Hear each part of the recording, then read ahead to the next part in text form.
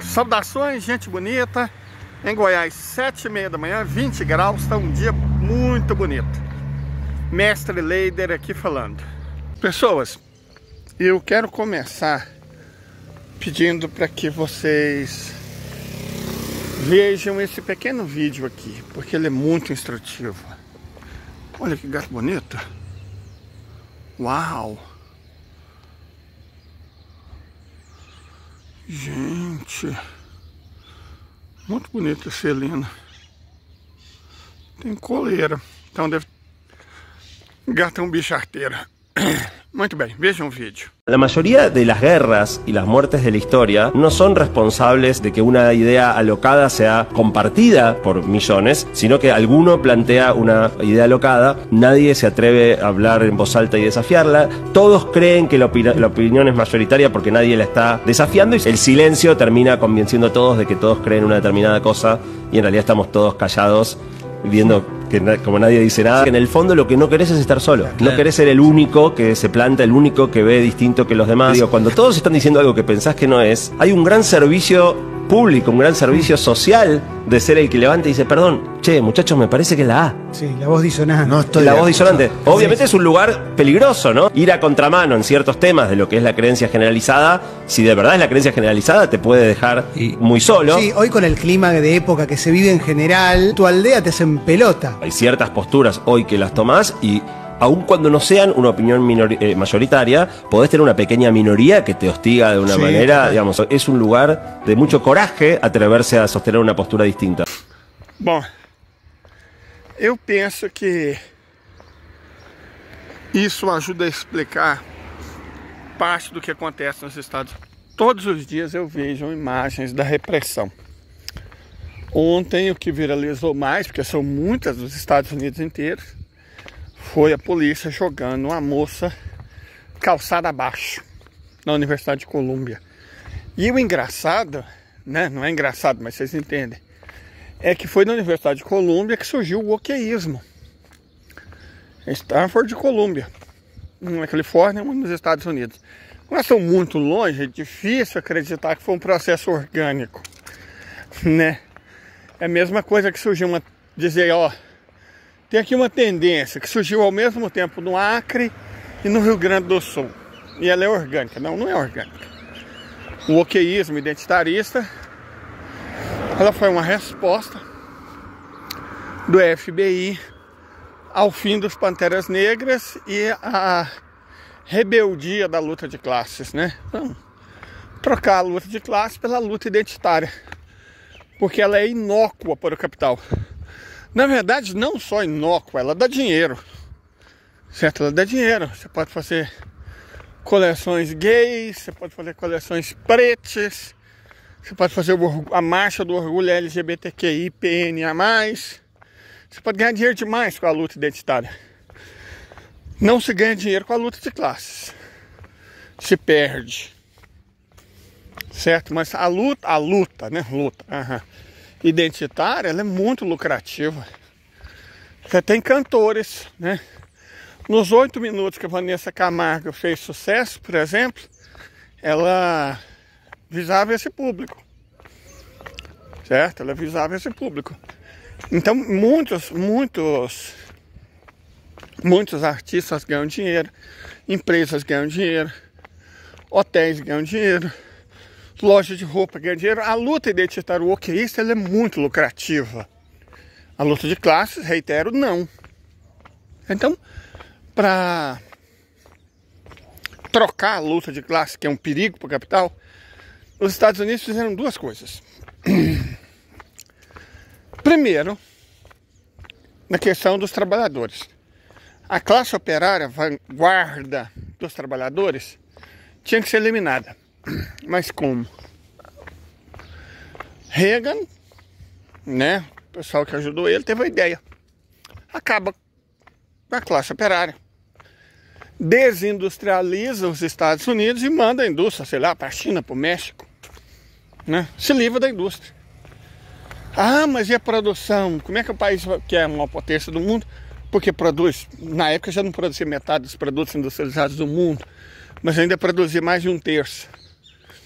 Como é que vai ficar os Estados Unidos? De boa, porque o controle dessa produção vai ser nosso.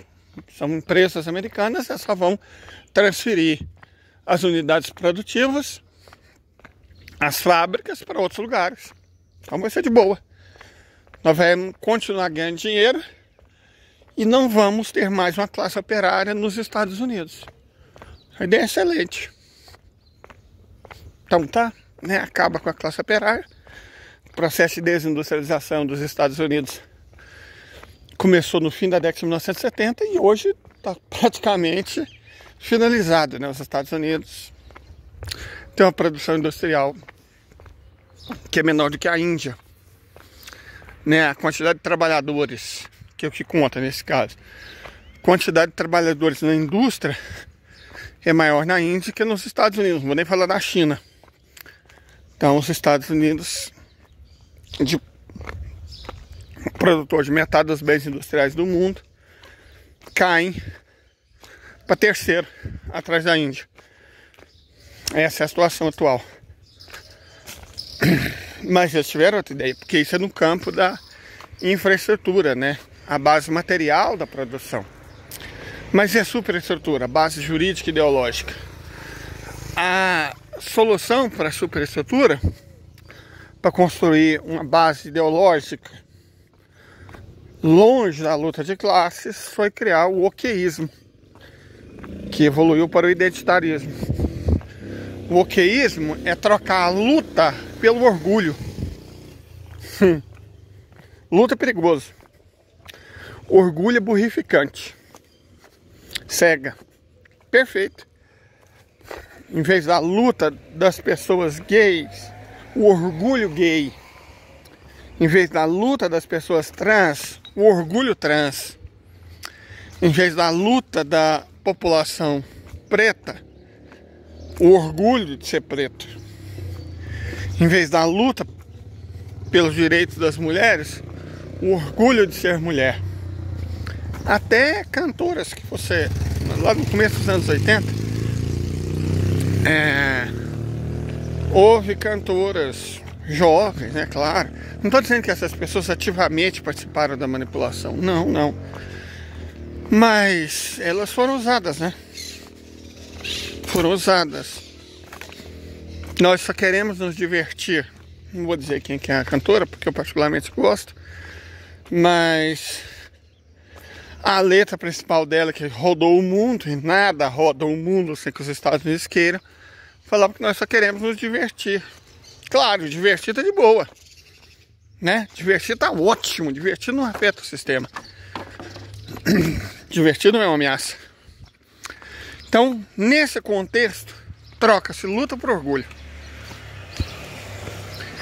O wokeísmo surge e evolui para o identitarismo. Pautas vazias e abstratas que o Partido Democrata tomou cuidado de dar a impressão de ser esquerda. Isso foi particularmente facilitado quando Tony Blair, do Reino Unido, e Bill Clinton, dos Estados Unidos, aí já nos anos 90, eles, né, basicamente vestiram a ideia de que a esquerda tinha morrido. Não havia mais esquerda, né? Pegaram o artigo do Fukuyama, do fim da história, levaram a ferro e fogo e falaram: não existe mais esquerda, o socialismo acabou.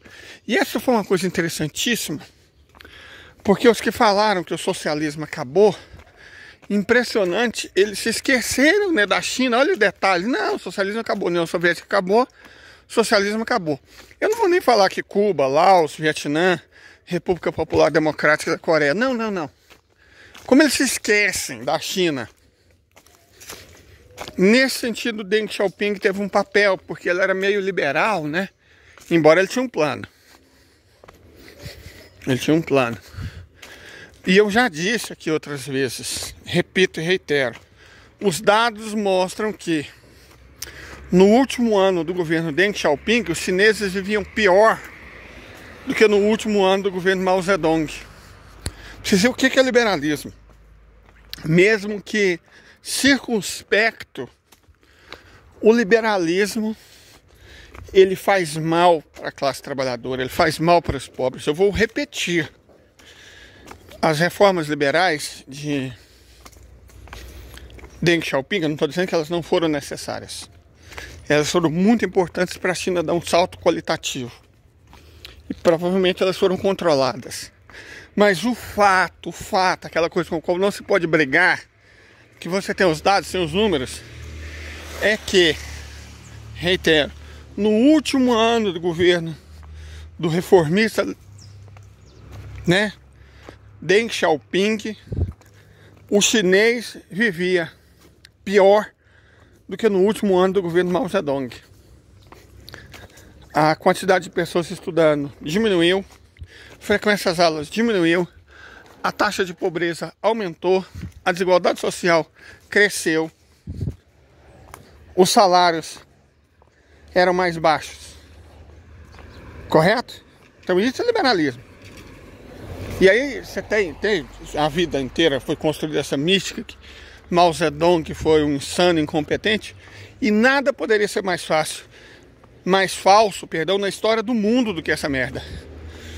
Porque Mao Zedong pega a China como segunda nação mais pobre do mundo, perdendo só para a Índia, né? Após a Revolução Chinesa em 1948.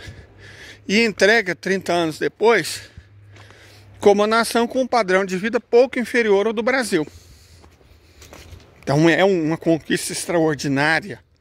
Ele elimina o analfabetismo, ele reduz a mortalidade infantil enormemente, ele aumenta brutalmente os índices de educação, ele investe na ciência, na infraestrutura, ferrovias principalmente, portos, ele constrói a espinha dorsal do que seria a grande e moderna China.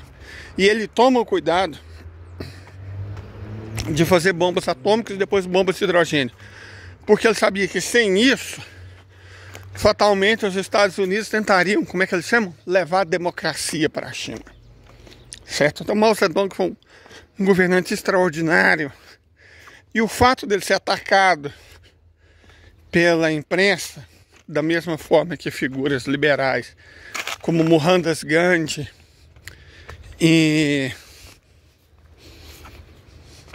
Deng Xiaoping são exaltadas, mostra que tem coisa.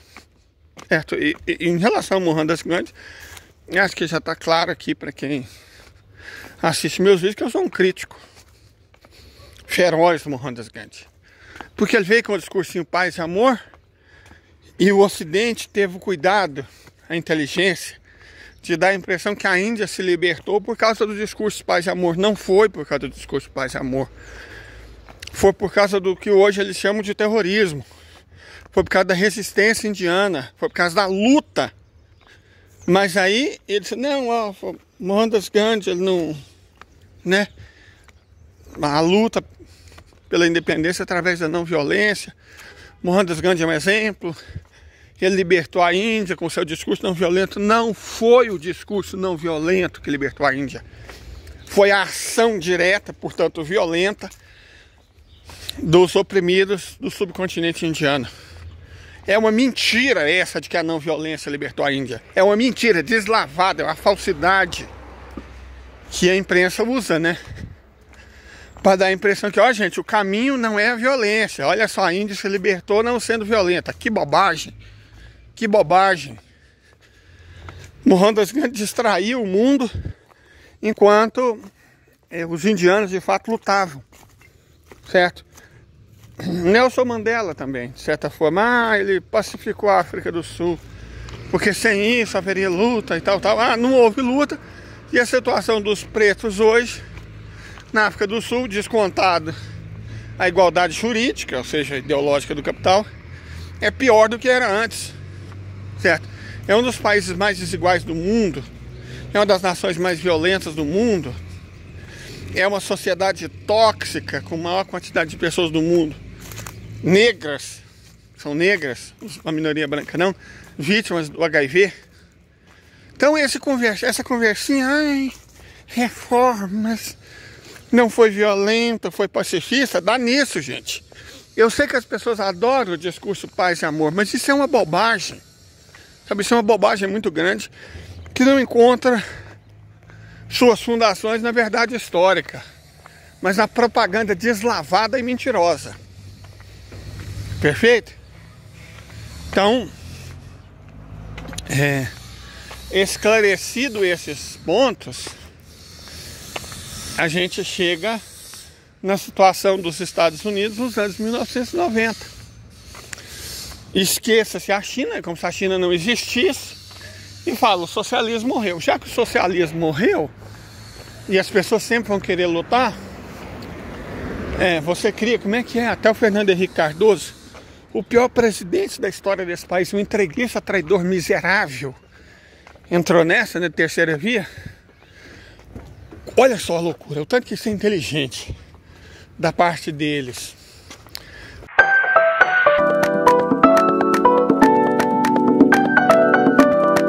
Terceira via funciona duplamente. Primeiro, dá a impressão que é mais moderno, que é uma alternativa mais arejada, mais racional. A esquerda. Então a esquerda o socialismo é um discurso superado, antigo, roto. Por outro lado, e acho que isso é mais importante ainda, deu a impressão que eles não eram de direita. Deu a impressão que eles não eram de direita. Que eles, os liberais, eram uma alternativa à direita. Perfeito? Eles eram uma alternativa à direita. Aí, nesse sentido, o Bill Clinton, que arrasou com os direitos dos trabalhadores, com a classe trabalhadora na Inglaterra, inicia a discussão de que gays poderiam servir no exército dos Estados Unidos. Tinha até uma política, não pergunte, não responda. Então ele inicia a discussão, ele inicia a participação de pretos no Partido Democrata, ele incentiva a participação feminina, ele só não faz políticas que beneficiariam ou que pudessem beneficiar a classe trabalhadora, porque ela era de direita. O wokismo identitarista é de direita, certo? O movimento LGBTQI+, é liberal, essencialmente de direita. Você não vê esses caras, você vê a questão do empoderamento preto. O que é um empoderamento preto? Tomar os meios de produção? Não. Ficar rico, ficar famoso. Você vê o empoderamento trans. O que é o empoderamento trans? Lutar pela classe trabalhadora? Lutar pelas travestis que têm expectativa de vida de 30 e poucos anos? Não. Uma deputada famosa desfilar na São Paulo Fashion Week. Tá empoderado. Cara, você está legitimando a indústria da moda, que é a indústria mais escrota que existe. Certo? A indústria mais escrota que pode existir. Escraviza, polui, enche até os desertos de roupa, contamina os rios, queima trabalhadoras vivas em Bangladesh, cria aqueles, com todo respeito, aqueles viados misóginos que são os estilistas, fazem as mulheres cujo corpo não se pareça um palito, que não sejam altas, se sentirem umas ratazanas imundas. Não tem indústria mais escrota do que a da moda.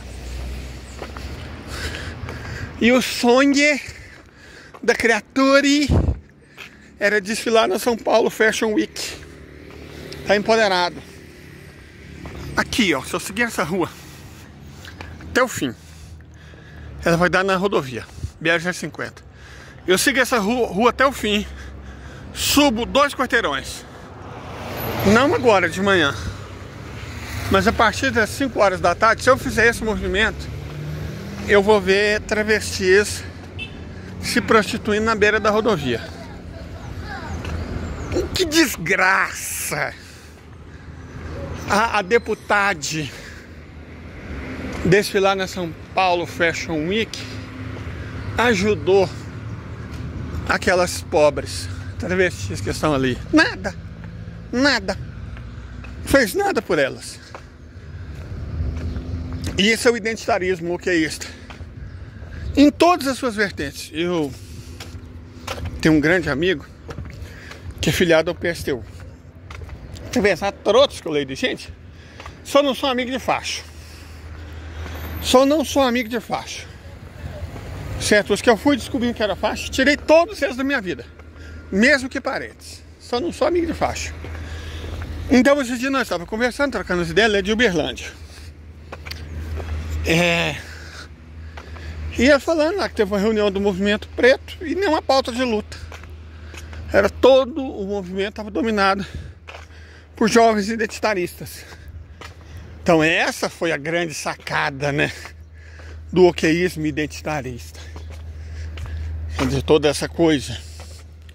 Agora veja bem, o que eu vou dizer é tão importante que eu vou colocar novamente aquela fala. La mayoría de las guerras y las muertes de la historia no son responsables de que una idea alocada sea compartida por millones, sino que alguno plantea una idea alocada, nadie se atreve a hablar en voz alta y desafiarla, todos creen que la opinión es mayoritaria porque nadie la está desafiando y el silencio termina convenciendo a todos de que todos creen una determinada cosa y en realidad estamos todos callados viendo que como nadie dice nada. En el fondo lo que no querés es estar solo. No querés ser el único que se planta, el único que ve distinto que los demás. Digo, cuando todos están diciendo algo que pensás que no es, hay un gran servicio público, un gran servicio social de ser el que levanta y dice, perdón, che, muchachos, me parece que es la A. Sí, la voz disonante. No estoy la voz disonante. Obviamente es un lugar peligroso, ¿no? Ir a contramano en ciertos temas de lo que es la creencia generalizada, si de verdad es la creencia generalizada, te puede dejar muy solo. Sí, hoy con el clima de época que se vive en general, tu aldea te hace en pelota. Hay ciertas posturas hoy que las tomás y aun cuando no sean una opinión mayoritaria, podés tener una pequeña minoría que te hostiga de una manera, digamos, es un lugar de mucho coraje atreverse a sostener una postura distinta. O que nós estamos testemunhando, num ponto de vista ideológico, é o surgimento de uma resistência. Deixa eu só pegar meu pão de queijo, ontem eu ganhei Pix, vou comprar aqui. Deixa eu até mostrar pra vocês, ó. Comprei biscoito pra mim e pro bando e comprei um bolo de fubá pra mim. Gente, eu amo bolo de fubá, né? Esses bolos que gastam muito pouco leite, ou nenhum leite, igual de chocolate, de cenoura, não precisa de leite. E o bolo de fubá, ele não leva, esse aqui não, esse aqui é um engasga-gato legítimo, não leva farinha de trigo. Então, pra mim é vantagem. É os 3 bolos que de fato eu posso comer. E o bolo de arroz, né? É os bolos que de fato eu posso comer sem sofrer. Porque eu não tenho, eu tenho muito pouco glúten ou leite. Mas vamos voltar ao nosso caso. Como vocês reviram na fala do cidadão, as guerras não são causadas porque a larga maioria concorda com alguma aberração qualquer. Elas são causadas, e não é só guerra, né? A injustiça, ela persevera, ela persiste, porque as pessoas se calam. E o que a gente está vendo nos Estados Unidos são os jovens chegando à conclusão que eles não vão se calar mais. Os Estados Unidos da América é um país cheio de problemas. Nós discutimos isso praticamente todos os dias. É um país cheio de problemas. E ao invés de solucioná-los, eles estão mandando, o governo está mandando dinheiro para que o Estado ilegítimo assassine crianças e mulheres aos milhares. Os Estados Unidos são cúmplices, são partícipes, estão tirando dinheiro que seria extremamente útil para uma população cada vez mais empobrecida. Vamos lembrar, gente, que o salário mínimo nos Estados Unidos fica na faixa de $1.250, enquanto o preço médio dos aluguéis está de $1.580. O que significa que se você trabalhar 8 horas por dia, com emprego de salário mínimo, você não é que você vai ter que escolher entre comer e morar. Não, você não vai ter dinheiro para morar, você vai ter que viver na rua. Essa é a realidade dos Estados Unidos hoje. E tá o governo mandando dinheiro para o Estado ilegítimo oprimir, massacrar, assassinar e roubar um povo indígena que foi escolhido para pagar pelos erros dos europeus, pelos crimes dos europeus, e foi escolhido para receber europeus que os próprios europeus... Olha lá, ó. Quando eu falo de cão de rua, é isso. Se vê, são pequenos, mas ali tem um maior. O Catalão tem muito cachorro de rua. Ontem nós começamos um debate sobre o problema, porque é um problema, esses cachorros atacaram pessoas. Foi por isso que criou um clima na cidade muito desfavorável aos cães. E eu não sei se vocês se lembram, uma ocasião em que eu estava muito nervoso, porque um bando de cachorro daquele matou um gatinho. E eu comentei que aqueles cachorros não eram necessariamente de rua.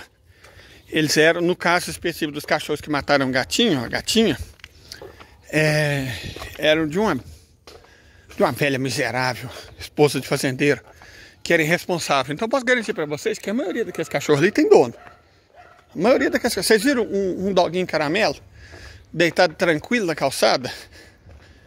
Aquele provavelmente é uma cachorra, né? Uma cadela, porque é o cio que levou aquela cachorrada a se reunir.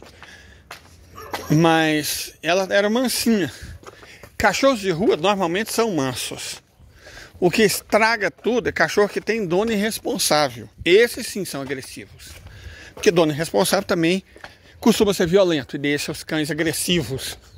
E esses cães agressivos, quando saem, se misturam com os cães de rua, formam pequenas matilhas e saem machucando gatinhos e pessoas. Então, quando eu falo cães que estão na rua, não quer dizer que esses cães não tenham dono. A maioria tem dono sim, principalmente os violentos, só que irresponsáveis. Bom, de toda forma, voltando à questão original. Os jovens americanos, e aí estão falando, ontem eu comentei sobre isso, das pessoas que nasceram após a queda do Muro de Berlim, eles se enjoaram, cansaram dessa conversa. Ai, somos vítimas, 6 milhões, nunca mais. Você está desenjoado dessa ladainha, desse vitimismo. Deixa eu mostrar a cena do vitimismo. Dude, don't hit me with your fucking flag! False accusations! Hit me with that flag again and see what happens! Don't worry. Do not hit me with that flag! No. I'll take the video. Shame on you in front of children! I take the video. Check the video! Okay? Sabe, eles se enjoaram. E o velho discurso sionista não cola mais. E considerando que o Estado ilegítimo vive principalmente de exportar repressão, armas, munições e equipamentos de repressão e espionagem, a polícia do mundo inteiro, com exceção evidentemente de países como China e Cuba, está com eles. Certo? E por isso esses atos de violência tão absurdos. Você está vendo a polícia, que deveria proteger os cidadãos, atacando a própria juventude para defender velho genocida. Vou mostrar aqui.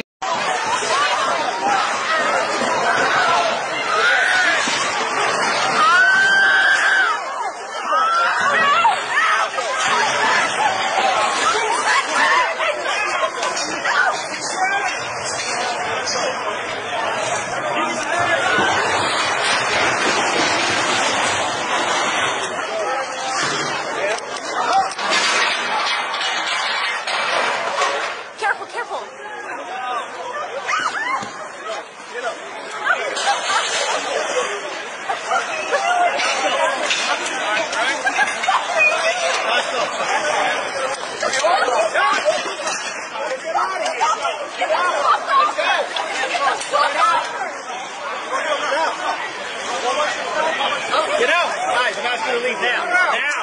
I'm scared. Get back or you're going to get arrested! Now! Guys, we're credentialed press. Let's go! Guys, clear this out.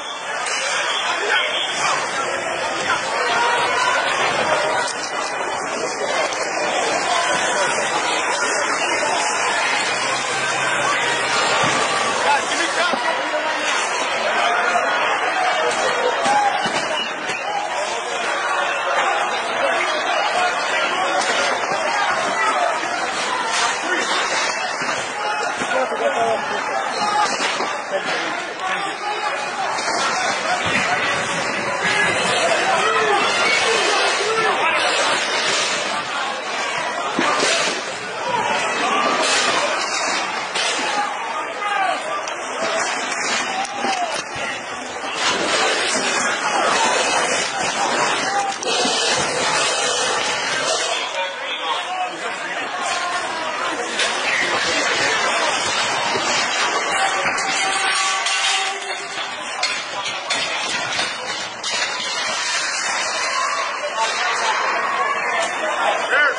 O que aconteceu foi que nós falamos sobre isso. Eu sou muito grato por ter, né, a Deus por ter me inspirado. Nós falamos sobre isso. Olha, gente, já nos primeiros dias do massacre, que não é uma guerra, é um massacre, Israel perdeu o controle do discurso, perdeu o controle da narrativa. Isso vai custar caríssimo para eles, vai custar caro demais. Eles não entenderam que a mídia agora é outra, que agora o mundo não depende mais da televisão, que eles controlavam, não depende mais da imprensa, jornal, revista, que tem outras formas, tem outras plataformas, não necessariamente americanas, tem plataforma chinesa, tem plataforma russa, e as imagens vão circular o mundo, e toda a narrativa que eles passaram 75 anos construindo vai por água abaixo, perdendo o controle ideológico, e em breve eles vão perder também a guerra, que é exatamente o que está acontecendo.